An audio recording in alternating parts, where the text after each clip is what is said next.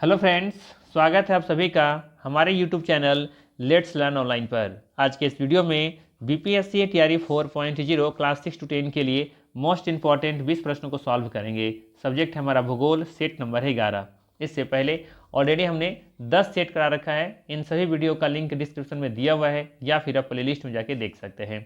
अगर इन सभी का free of cost PDF file चाहिए तो हमारा टेलीग्राम चैनल ज्वाइन कर लीजिए। टेलीग्राम चैनल का लिंक डिस्क्रिप्शन में दिया हुआ है। ठीक है, तो चलिए शुरू करते हैं और देखते हैं आज का पहला सवाल। आज का पहला सवाल शुरू करने से पहले किन्हीं का क्वेरी था कि सर क्वेश्चन की संख्या 20 से 30 कीजिए प्लीज़। तो ये रिक्वेस्ट हम आपसे ही करना चाहेंगे, कुछ दिन वेट कर लीजिए, थोड़ा सा इंतजार कर लीजिए, थोड़ा सा मोहलत दीजिए। प्रयासरत हैं हम, क्वेश्चन की संख्या 20 से 30 जल्दी ही करेंगे, लेकिन थोड़ा सा मोहलत दीजिए। ठीक है, आपसे ही रिक्वेस्ट है। आप कमेंट करते मुझे अच्छा लगता है, लेकिन थोड़ा सा मैं ये कहूँगा आप लोग से कि संख्या अगर 20 से 30 कर दूँ और फिर मान लेते हैं कि बहुत सारे क्वेश्चन कॉपी पेस्ट फिर कर दो, क्या फ़ायदा हुआ फिर। क्वेश्चन देखिए मेरे पास, मेरा क्या है ना कि हम कॉपी पेस्ट नहीं करते। हम क्वेश्चन देखिएगा उठाकर कहीं से देख लीजिए, मेरा रिकॉर्ड है कि लगभग क्वेश्चन आपको जो मिलेगा ना बिल्कुल ही नया नया बना बनाए मिलेगा आपको। कॉपी पेस्ट बहुत कम मिलेगा। ऑप्शन देख लीजिए, क्वेश्चन देख लीजिए। तो अगर संख्या बढ़ाते हैं ना तो उसमें हमको टाइम देने की ज़रूरत होगी। और मैंने कहा ना, व्यू उतना नहीं जा रहा है, आप लोग थोड़ा सा शेयर किया कीजिए, थोड़ा सा लाइक वगैरह किया कीजिए, तो थोड़ा सा मज़ा आए फिर, है ना। फिर क्वेश्चन की संख्या जरूर बढ़ाएंगे, लेकिन थोड़ा सा वेट कर लीजिए, थोड़ा सा मोहलत दीजिए, जरूर बढ़ाएंगे हम। ठीक है, तो चलिए फिर शुरू करते हैं और देखते हैं आज का पहला सवाल। पहला सवाल है, भारत ने अंटार्कटिका में किस नाम से चौथे अनुसंधान स्टेशन बनाने की घोषणा की है। विकल्प में है दक्षिण गंगोत्री 2, मैत्री 2, भारती 2, एक से अधिक होगा या फिर उपयुक्त में से कोई नहीं। सही जवाब होगा मैत्री 2। याद रखिएगा, भारत ने अंटार्कटिका में मैत्री 2 के नाम से चौथे अनुसंधान स्टेशन बनाने की घोषणा की है, जिसे 2029 तक पूरा करने का लक्ष्य रखा गया है। ठीक है, ये भी प्रस्तावित है, याद रखिए। इसके अलावा अगर बात करें हम भारत का पहला अस्थायी स्टेशन के बारे में, तो ये था दक्षिण गंगोत्री, जिसे कि 1983 में स्थापित किया गया था। ठीक है, वहीं बात करें भारत का दूसरा अस्थायी अनुसंधान केंद्र के बारे में, तो ये था मैत्री, जिसे कि 1988 में से स्थापित किया गया था। ठीक है, चौथा मैत्री 2 के नाम से आ रहा है, जो कि 2029 तक पूरा करने का लक्ष्य रखा गया है। वहीं बात करें भारत का तीसरा अनुसंधान केंद्र कौन सा है, तो ये भारती है, जिसे कि 2012 में से स्थापित किया गया था। इसके बारे में याद रखिएगा, ये भारत का सबसे आधुनिक कंटेनरीकृत अनुसंधान केंद्र है, जो महाद्वीपीय अलगाव और महासागरीय अनुसंधान पर ये केंद्रित है।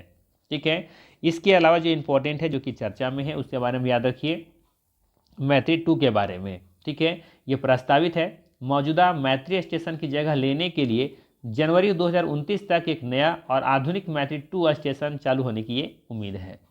ठीक है ना, ये पूरा फैक्ट याद रखिए चारों के बारे में, यहाँ से सवाल पूछा जा सकता है। चलिए अगला सवाल देखिए। अगला सवाल है आयुर्वेद दिवस कब मनाया जाता है। सवाल यहाँ पे है, आयुर्वेद दिवस कब मनाया जाता है। विकल्प में है 24 नवंबर, 23 अक्टूबर, 23 सितंबर, एक से अधिक या फिर उपयुक्त में से कोई नहीं। ठीक है, सही जवाब होगा इसका विकल्प नंबर सी, 23 सितंबर। याद रखिए, 10वां आयुर्वेद दिवस 23 सितंबर को गोवा में लोगों एवं ग्रह के लिए आयुर्वेद थीम के साथ ये मनाया गया है। ठीक है ना, 10वां आयुर्वेद दिवस कहाँ मनाया गया है, गोवा में। इसकी थीम क्या थी, लोगों एवं ग्रह के लिए आयुर्वेद। ठीक है, तो ये पॉइंट याद रखिएगा, पूछा जा सकता है आयुर्वेद दिवस कब मनाया जाता है, तो ये 23 सितंबर को मनाया जाता है। ठीक है, इस बार कहाँ मनाया गया है, तो गोवा में। थीम क्या थी, तो लोगों एवं ग्रह के लिए आयुर्वेद। ठीक है, ये पॉइंट याद रखिएगा, लोगों एवं ग्रह के लिए आयुर्वेद। ठीक है, और ये 10वां आयुर्वेद दिवस मनाया गया था, ध्यान रखिएगा। चलिए अगला सवाल देखते हैं। सवाल क्या है, अगला सवाल भी इंपॉर्टेंट है एग्जाम की दृष्टि से, ध्यान दीजिएगा। सितंबर 2025 में यूनेस्को द्वारा भारत के किस स्थल को विश्व बायोस्फीयर रिजर्व नेटवर्क में शामिल किया गया है। बताना है, सितंबर 2025 में यूनेस्को द्वारा भारत के किस स्थल को विश्व बायोस्फीयर रिजर्व नेटवर्क में शामिल किया गया है। कोल्ड डेजर्ट, कंचनजंगा, पन्ना, एक से अधिक होगा या फिर उपयुक्त में से कोई नहीं। सही जवाब होगा विकल्प नंबर 1, कोल्ड डेजर्ट। ठीक है, जो कि आप देखेंगे तो ये हिमाचल प्रदेश में स्थित है। ठीक है, ऑलरेडी आप लोगों को पता होगा कि इससे पहले 12 बायोस्फीयर रिजर्व ऐसे हैं जो कि विश्व बायोस्फीयर रिजर्व नेटवर्क में शामिल किया गया है। ये 13वां है, इंपॉर्टेंट है। कोल्ड डेजर्ट के बारे में याद रखिएगा, ठीक है। और ये कहाँ है ये भी याद रखिए। ये आप देखेंगे तो हिमाचल प्रदेश में है, जिसे कि 2025 में से शामिल किया गया है, ठीक है। और इसके अलावा देखेंगे तो यहाँ पे 12 का लिस्ट है, चाहे तो इसका स्क्रीनशॉट आप ले सकते हैं। वहीं बात करें भारत का पहला बायोस्फीयर रिजर्व कौन सा है, तो ये नीलगिरी है, ठीक है, जो कि इसे 2000 में इसे स्थापित किया गया था, ठीक है। कौन कहाँ पे है ये तमिलनाडु, केरल और कर्नाटक के देखेंगे बॉर्डर पे स्थित है, या फिर कह सकते हैं फैला हुआ है तीनों राज्यों में नीलगिरी, ठीक है। तो ये याद रखेंगे। यहाँ से 12 का लिस्ट यहाँ दिया हुआ है, 13वां ये तो याद रखना है, जो कि एग्जाम में पूछा जा सकता है कोल्ड डेजर्ट के बारे में, जो कि हिमाचल प्रदेश में स्थित है ये, ठीक है। चलिए आगे देखते हैं। अगला सवाल देखिए, सवाल है पवन ऊर्जा की स्थापित क्षमता के अनुसार विश्व में भारत का कौन सा स्थान है? तीसरा, चौथा, पहला, एक से अधिक होगा या फिर उपरोक्त में से कोई नहीं। सही जवाब होगा चौथा। याद रखिएगा 31 जुलाई 2025 तक 31 जुलाई 2025 तक भारत में पवन ऊर्जा की कुल स्थापित क्षमता 52.140 गीगावाट हो गई है, और पवन ऊर्जा की स्थापित क्षमता के अनुसार विश्व में भारत चौथे स्थान पर है। याद रखिएगा, ठीक है। अगला सवाल है पट महोत्सव किस राज्य में मनाया जाता है? विकल्प में है हिमाचल प्रदेश, राजस्थान, जम्मू कश्मीर, एक से अधिक या फिर उपरोक्त में से कोई नहीं। सही जवाब होगा इसका विकल्प नंबर सी, जम्मू कश्मीर, ठीक है। याद रखिएगा वार्षिक मेला पट महोत्सव का उद्घाटन जम्मू कश्मीर में हुआ है, जो भगवान वासुकी नाग को समर्पित है। और इसके पीछे भी एक इंटरेस्टिंग कहानी है कि मुगल सम्राट अकबर और नागपाल की ऐतिहासिक मुलाकात के उपलक्ष्य में ये आयोजित होता है, ठीक है, पट महोत्सव, जो कि जम्मू कश्मीर में होता है, ठीक है। यहाँ पे एक चीज़ और भी ध्यान में रखिएगा, अभी हाल ही में तेलंगाना सरकार ने बड़े पैमाने पर एक उत्सव मनाने की योजना बनाई है। उस उत्सव का नाम क्या है? तो याद रखिएगा उस उत्सव का नाम है बथुकम्मा उत्सव, बथुकम्मा उत्सव, ठीक है। ये किस राज्य सरकार ने मनाने की योजना की बनाई है? तो तेलंगाना सरकार ने। जबकि पट महोत्सव कहाँ मनाया जाता है? तो जम्मू कश्मीर में मनाया जाता है, ठीक है। और इसके पीछे दिलचस्प कहानी क्या है? तो ये मुगल सम्राट अकबर और नागपाल की ऐतिहासिक मुलाकात हुई थी, उसी के उपलक्ष्य में ये आयोजित होता रहा है, ठीक है। चलिए अगला सवाल देखिए। अगला सवाल है बिहार का सबसे कम लिंगानुपात वाला जिला कौन सा है? बताना है बिहार का सबसे कम लिंगानुपात वाला जिला कौन सा है। विकल्प में है पश्चिम चंपारण, शिवहर, मुंगेर, एक से अधिक या फिर उपरोक्त में से कोई नहीं। सही जवाब होगा विकल्प नंबर सी, मुंगेर, ठीक है। याद रखिएगा बिहार का सबसे कम लिंगानुपात वाला जिला कौन सा है? मुंगेर है। अगर पूछा जाए सर्वाधिक लिंगानुपात वाला राज्य कौन सा है, तो गोपालगंज है, ठीक है। ये दोनों डेटा याद रखिएगा। वहीं अगर पूछा जाए आपसे शिवहर के बारे में, तो शिवहर के बारे में याद रखिए कि ये सर्वाधिक जनसंख्या घनत्व वाला जिला है ये शिवहर, ठीक है। चलिए आगे देखिए अगला सवाल।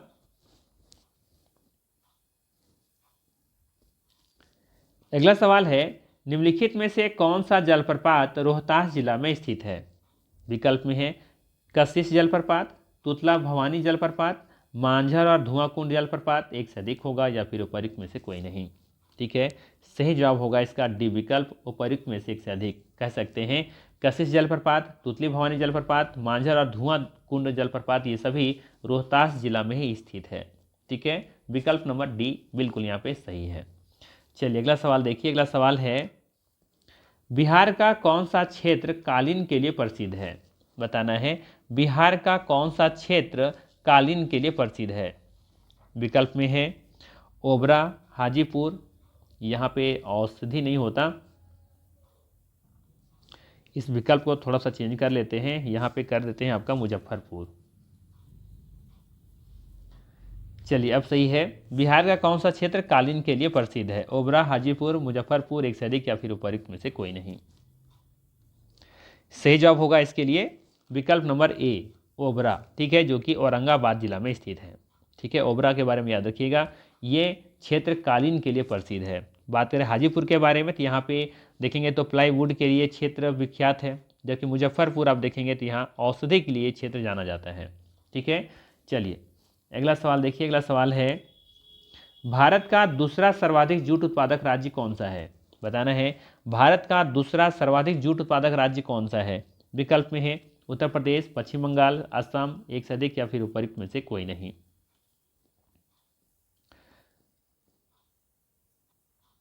सही जवाब होगा इसका विकल्प नंबर ई, उपयुक्त में से कोई नहीं। ठीक है, याद रखिए बिहार बिहार जो है ना पश्चिम बंगाल के बाद दूसरा सर्वाधिक जूट उत्पादक राज्य है। बिहार पश्चिम बंगाल के बाद दूसरा सर्वाधिक जूट उत्पादक राज्य है। वहीं बात करें बिहार में कौन कौन से जिले हैं जहां पे बड़े पैमाने पर जूट का उत्पादन किया जाता है या कारखाने हैं, तो याद रखिएगा पहला नंबर पर आता है पूर्णिया, दूसरे नंबर पर है कटिहार और तीसरे नंबर पर आपका है दरभंगा। इन तीनों जिलों का नाम याद रखिए जहां पे जूट का कारखाने हैं। ठीक है, चलिए अगला सवाल देखिए। सवाल है बिहार में डालमिया नगर और बंजारी किसके लिए प्रसिद्ध है। विकल्प में है उर्वरक, कागज, चमड़ा, एक से अधिक या फिर उपयुक्त में से कोई नहीं। सही जवाब होगा इसका विकल्प नंबर ई, उपयुक्त में से कोई नहीं। याद रखिए बिहार में डालमिया नगर और बंजारी ये सीमेंट के उत्पादन के लिए प्रसिद्ध है। ठीक है, वहीं बात करें उर्वरक के बारे में तो उर्वरक के लिए आप देखेंगे तो बेगूसराय जिला प्रसिद्ध है, बेगूसराय का बरौनी क्षेत्र जो है आपका है। कागज़ के लिए याद रखिए समस्तीपुर, रोहतास, दरभंगा ये सभी जिले विख्यात हैं। वहीं बात करें चमड़ा उत्पादन के लिए तो यहाँ पे देखेंगे तो पटना और मुजफ्फरपुर जाना जाता है इसके लिए। ठीक है, तो यहाँ पे सही जवाब क्या हो जाएगा उपयुक्त में से कोई नहीं। याद रखिए बिहार में डालमिया नगर और बंजारी ये सभी सीमेंट के उत्पादन के लिए या कारखाने के लिए प्रसिद्ध हैं। ठीक है, चलिए अगला सवाल देखिए। अगला सवाल है कोयला क्षेत्र और उनकी स्थिति वाले राज्य के निम्नलिखित युग्मों में से कौन सा युग्म सही है।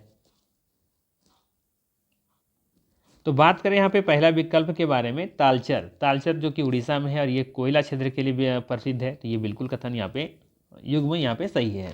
ठीक है, वहीं बात करें सिंगरौली के बारे में तो सिंगरौली कहाँ पे है, छत्तीसगढ़ में नहीं है ये, याद रखिए सिंगरौली है आपका मध्य प्रदेश में।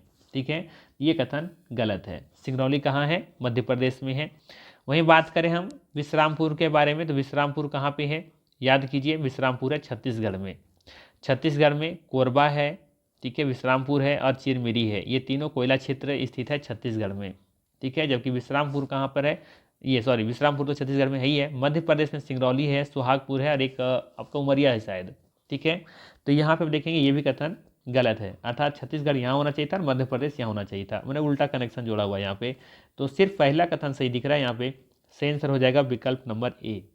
ठीक है, चलिए अगला सवाल देखिए। अगला सवाल है राज्यों या केंद्र शासित प्रदेश के उनकी साक्षरता दरों के घटते क्रम में 2011 की जनगणना के अनुसार निम्नलिखित में से कौन सा क्रम सही है। ठीक है, चाहे वो राज्य हो या फिर केंद्र शासित प्रदेश हो, उसको क्रम में लगाना है आपको। ठीक है, कैसे लगाना है, घटते क्रम में लगाना है, वो भी 2011 के जनगणना के अनुसार। ठीक है, तो चलिए लगा लेते हैं। तो देखिएगा तो दिए गए विकल्पों में सबसे ज़्यादा अगर कोई साक्षर वाला कोई राज्य है तो वो है केरल है, तो केरल तो पहले टॉप पर रहेगा, सबसे नंबर 1 पे यही आएगा। ठीक है, ये कैंसिल आउट हो जाएगा बी नंबर फिर हमारा। केरल के बाद फिर देखेंगे तो लक्षद्वीप है, कौन सा है, लक्षद्वीप है।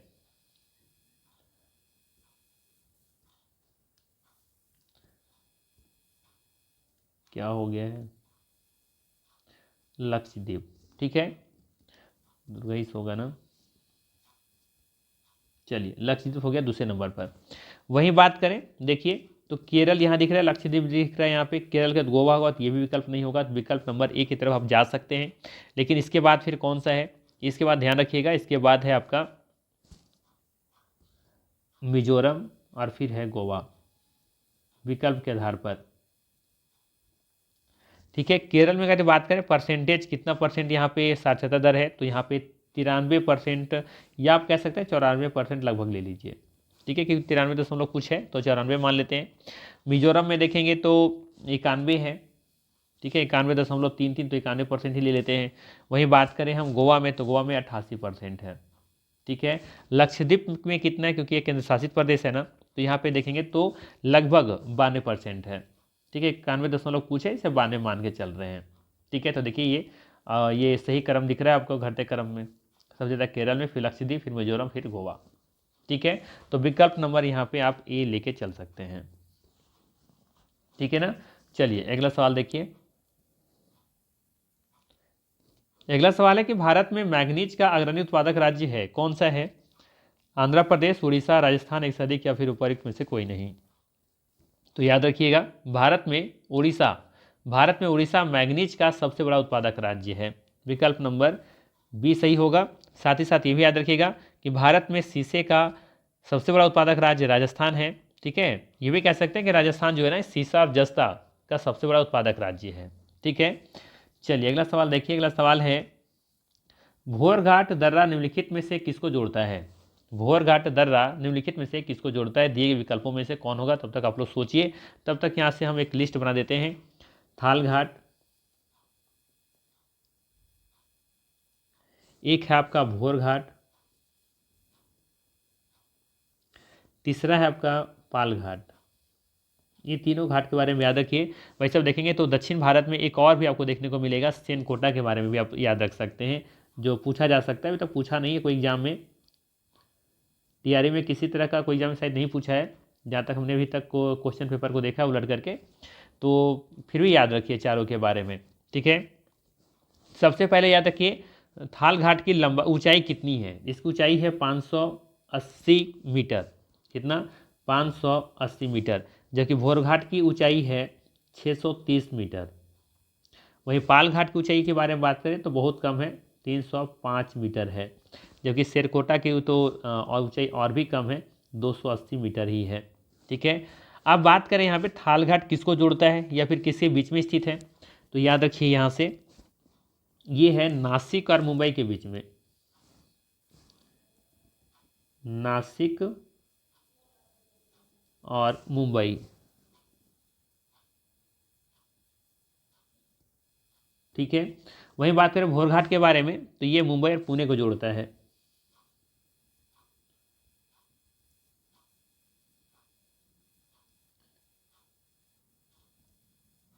जबकि पालघाट के बारे में बात करें तो ये कोयम्बटूर और कोचीन को जोड़ता है। कोयम्बटूर और कोचीन। और ये शेरकोटा जो है ना, ये तिरुवनंतपुरम एवं मदुरई को जोड़ता है। ठीक है, तो यहाँ से तिरुवनंतपुरम लिख लेते हैं,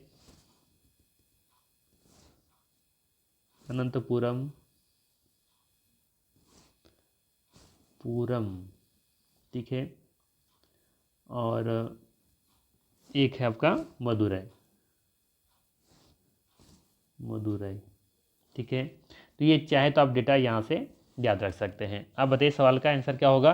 भोरघाट दर्रा निम्नलिखित में से किसको जोड़ता है? गोवा था कर्नाटक, हमने तो यहाँ पे उसके अंदर स्थानों को लिख दिया है, यहाँ पे राज्यों के बारे में बात की गई है। तो यहाँ पे देखेंगे भोरघाट के बारे में बात हुआ है, तो ये रहा आपका भोरघाट जो कि मुंबई और पुणे को जोड़ता है, जो कि दोनों महाराष्ट्र में ही है। ठीक है, तो विकल्प नंबर यहाँ पे देखेंगे तो ई सही हो जाएगा, उपयुक्त में से कोई भी विकल्प सही नहीं है। ठीक है, आप ये डेटा जरूर याद रखिएगा। चलिए अगला सवाल देखिए। अगला सवाल है, भारत का सबसे लंबा राष्ट्रीय राजमार्ग NH-44 की लंबाई कितनी है? ठीक है, NH-44 का पुराना नाम क्या था? NH-7। ठीक है, NH-7 पुराना नाम था, नया नाम क्या है? NH-44। ठीक है, बताना है कि इसकी लंबाई कितनी है? 5,846 किलोमीटर, 3,745 किलोमीटर या फिर 5,345 किलोमीटर, एक से अधिक होगा या फिर उपयुक्त में से कोई नहीं। तो याद रखिएगा NH-44 की लंबाई है 3,745 किलोमीटर, अर्थात विकल्प नंबर 20 सही होगा। ठीक है, जो कि आप देखेंगे तो यह राजमार्ग जो है ना, यह भारत के उत्तर में श्रीनगर जो कि जम्मू कश्मीर में है से लेकर के भारत के दक्षिण छोर कन्याकुमारी जो कि तमिलनाडु में है के तक की दूरी की बात होता है यहाँ पे। ठीक है, तो हम कह सकते हैं ये उत्तरी और दक्षिणी छोर को मिलाने वाली एक राष्ट्रीय राजमार्ग है जिसकी लंबाई है 3,745 किलोमीटर। ठीक है, वही याद रखिएगा स्वर्णिम चतुर्भुज योजना जो है ना, जो कि राष्ट्र के जो 4 महानगर हैं जिसको जोड़ती है दिल्ली, मुंबई, चेन्नई और कोलकाता को। ठीक है, इसकी लंबाई की बात करें तो 5,846 किलोमीटर है। ठीक है, अर्थात सिंपल से याद रखिए कि स्वर्णिम चतुर्भुज योजना के अंतर्गत जो सड़कें बनाई गई है ना, उसकी कुल लंबाई है 5,846 किलोमीटर। ठीक है, चलिए अगला सवाल देखिए। सिंपल सा सवाल है, पृथ्वी के स्थलीय भाग के कितने प्रतिशत भाग पर भारत का विस्तार है। ये कॉपी पेस्ट क्वेश्चन है, ठीक है, ये कॉपी पेस्ट क्वेश्चन, इसमें कोई दो राय नहीं है, लेकिन फिर ये सवाल पूछा जाता है अक्सर, इसलिए ये सवाल हमने ले लिया है। पृथ्वी के स्थलीय भाग के कितने प्रतिशत भाग पर भारत का विस्तार है। 2.9%, 3.0%, 2.4%, एक से अधिक होगा या फिर उपर्युक्त में से कोई नहीं। ये आसान सा सवाल है, सभी को पता होना चाहिए। 2.4%, विकल्प नंबर सी सही होगा, ठीक है। याद रखिएगा, भारत का क्षेत्रफल संपूर्ण विश्व का क्षेत्रफल का 2.42% है, ठीक है। जबकि अगर बात करें जनसंख्या के बारे में, तो जनसंख्या जो है ना पूरे विश्व की जनसंख्या का 17.5% है। तो ये डेटा याद रखिएगा। चलिए अगला सवाल देखिए, सवाल है भारत के कितने राज्य हैं जो पड़ोसी देश की सीमा से जुड़ते हैं। सवाल ऐसा है, थोड़ा सा यहाँ पे टाइपिंग मिस्टेक है। भारत के कितने राज्य पड़ोसी देश की सीमा से जुड़ते हैं या जुड़े हुए हैं, ठीक है, ऐसा सवाल है। चलिए सवाल पूरा कर लेते हैं। भारत के कितने राज्य पड़ोसी देश की सीमा से जुड़ते हैं या लगे हुए हैं। 16 राज्य, 18 राज्य, 7 राज्य, एक से अधिक होगा या फिर उपर्युक्त में से कोई नहीं।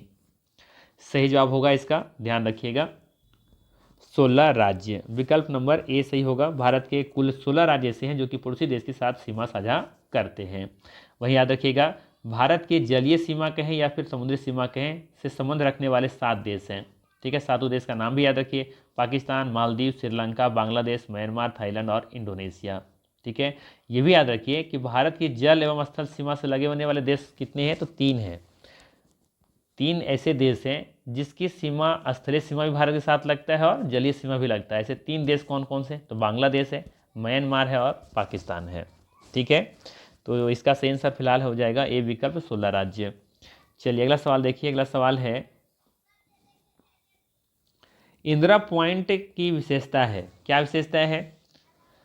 वर्तमान समय में यह दृष्टिगत नहीं है, यह भारत का सबसे दक्षिणी बिंदु है, यह ग्रेट निकोबार द्वीप समूह में स्थित है, एक से अधिक सही है, फिर उपर्युक्त में से कोई नहीं। सही जवाब होगा विकल्प नंबर डी, उपर्युक्त में से एक से अधिक। याद रखिएगा, इंदिरा पॉइंट की विशेषता है कि ये वर्तमान में यह दृष्टिगत नहीं है, पहला कथन सही है। बात करें बी विकल्प के बारे में, वर्तमान समय यह दृष्टिगत, तो ये भारत का सबसे दक्षिण बिंदु है, ये भी सही है। और तीसरा जो दे रखा है, यह ग्रेट निकोबार द्वीप समूह में स्थित है, तो ये भी कथन देखेंगे तो सही है, ठीक है। इंदिरा पॉइंट कहाँ स्थित है, ये ग्रेट निकोबार द्वीप समूह में स्थित है, ठीक है। और ग्रेट निकोबार द्वीप समूह के सबसे दक्षिणी बिंदु इंदिरा पॉइंट को ही कह सकते हैं, इंदिरा पॉइंट स्थित है। चलिए अगला सवाल देखिए, अगला सवाल है भारत का सबसे उत्तरी बिंदु कौन सा है। भारत का सबसे उत्तरी बिंदु कौन सा है। इंदिरा कौल, गुहार मोती, किबुथु, एक से अधिक या फिर उपर्युक्त में से कोई नहीं। तो याद रखना है भारत का सबसे उत्तरी बिंदु कौन सा है, तो भारत का सबसे उत्तरी बिंदु है इंदिरा कौल, विकल्प नंबर ए सही होगा, ठीक है। कुछ ऐसा याद रखिए आप, ठीक है। अगर सबसे उत्तरी बिंदु पूछा जाए तो क्या बताएंगे आप, इंदिरा कौल,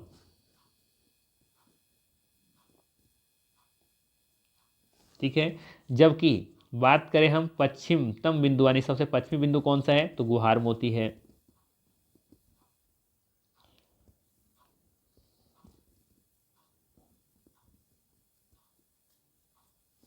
वहीं बात करें सबसे पूर्वी बिंदु, तो ये किबिथु है जो कि अरुणाचल प्रदेश में है।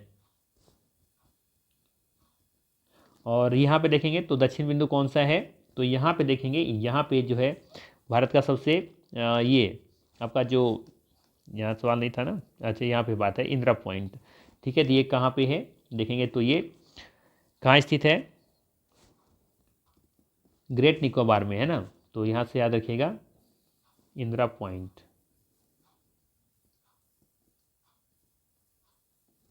और जबकि अगर यहाँ पूछा जाए स्थलीय सीमा का सबसे अगर दक्षिणी छोर पूछा जाए तब क्या हो जाएगा, तब हो जाएगा कन्याकुमारी, ठीक है। चलिए अगला सवाल देखिए, अगला सवाल है मेघालय में स्थित गारो, खासी और जयंतिया पहाड़ियों का पूर्व से पश्चिम का सही क्रम क्या है। बताना है मेघालय में स्थित गारो, खासी और जयंतिया पहाड़ियों का पूर्व से पश्चिम का सही क्रम क्या है। तो कई बार हम बता चुके हैं आप लोगों को कि अगर पूर्व से पश्चिम पूछा जाए या पश्चिम से पूरब पूछा जाए तो आप हमेशा ध्यान रखिए कि मेघालय कुछ इस तरीके से है, और यहाँ पे देखेंगे तो ये हो गया आपका गारो, ये हो गया आपका खासी और ये हो गया आपका जयंतिया, कुछ इसी तरीके से क्रम में है। इसके बाद फिर आगे देखेंगे तो मिकिर भी पहाड़ियाँ एक है, ठीक है, इसी क्रम में। तो खैर यहाँ पे बात किसका हो रहा है, इसका हो रहा है गारो खासी जयंतिया का। तो ये है आपका गारो, ये है खासी और ये है आपका जयंतिया। इधर देखेंगे तो क्या है, पश्चिम है, ठीक है, इधर ये पश्चिम है, इधर ये आपका पूरब है। तो पूछा है पूरब से पश्चिम, अर्थात इधर से स्टार्ट करना है, इधर की तरफ जाना है। तो ये क्या है आपका गारो खासी जयंतिया, ये जयंतिया है, तो पहले जयंतिया होना चाहिए विकल्प में, तो इसमें नहीं है, इसमें भी नहीं है, तो यहाँ पे जयंतिया दिख रहा है, ठीक है। दूसरे नंबर पर फिर क्या होना चाहिए, तो ये है आपका गारो खासी, तो ये दूसरे नंबर पर खासी है, तो ठीक है, और ये फिर है गारो, यानी कि जो कि लास्ट में होना चाहिए। तो विकल्प नंबर यहाँ पे 20 सही दिख रहा है, ठीक है, जयंतिया, खासी और गारो। मतलब सिंपल सा इधर से पढ़ लीजिए ना, गारो, खासी और जयंतिया। विकल्प नंबर 20 सही होगा। हल्का सा कॉन्सेप्ट लगाना था, आंसर मिल जाता। तो ये था आज का 20 महत्वपूर्ण प्रश्न। अगर ये सेशन अच्छा लगा हो तो लाइक जरूर कीजिएगा, चैनल पर नए हैं तो सब्सक्राइब करके ही जाइएगा। बाकी फिर मिलते हैं इसी तरह के नेक्स्ट वीडियो में। Thanks for watching.